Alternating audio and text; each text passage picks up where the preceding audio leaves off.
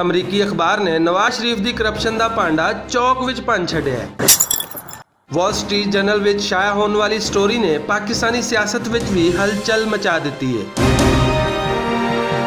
अखबार विच शाया होने वाली खबर के मुताबिक के इलैक्ट्रिक के शेयर बेचने लई शरीफ बरादरान नूं राजी करने वास्ते आरफ नकवी ने $2 करोड़ दिते हैं, जिहड़े एक कारोबारी शख्सियत नवीद मलक के राही किसी दूजे मुल्क विच दिते गए हैं।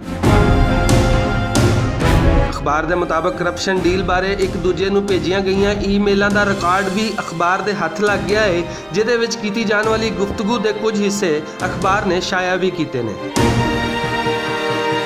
अखबार में सामने आने वाली गुफ्तगू के मुताबिक आरफ नकवी ने अबराज ग्रुप के इलैक्ट्रिक विच मौजूद शेयर चीनी कंपनी नूं वेचण लई फ्रंटमैन राही नवाज शरीफ ते शहबाज शरीफ नूं $2 करोड़ दिते हैं, जिहड़े शरीफ बरादरान वालों वसूल किए गए हैं।